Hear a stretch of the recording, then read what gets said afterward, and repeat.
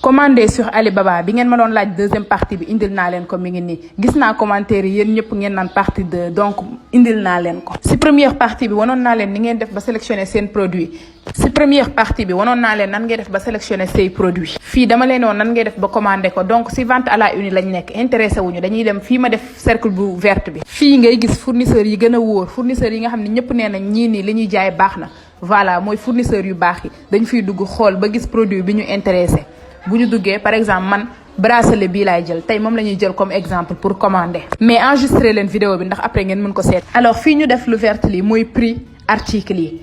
ça dépend tamit si ñaata article ngay commander après naa leen defar vidéo wan leen nu ñuy convertir prix boo wàccee si suuf di nga gis fu ñu bind commander si commander bii ngay bës boo bësee discuter maintenant da ngay waxtaan ak fournisseur bi te xam naa ne ñu bëri du leen arranger donc dama leen naan ngeen bës si commander bi si suuf si ngeen di bës. boo bësee commandé da lay laaj ñaata article ngay commandé mooy plus bi ñu def ci kaw yow da ngay yokk plus bi ba bu dee 5 article nga yem si 5 bu dee 10 article nga yem si 10 voilà boo paree nga bësaat si commandé bi suivant daal la lay indil yeneen étape yi stop da ngay bës si commandé bi pour poursuivre sa commande boo bësee foofu dañ lay laaj adresse bi ñu ko war a envoyé fii nag day fekk ngeen wut seen transitaire bi moo leen di jox adresse am léegi ngeen bës si adresse bi boo leen bësee si adresse bi ñu laaj la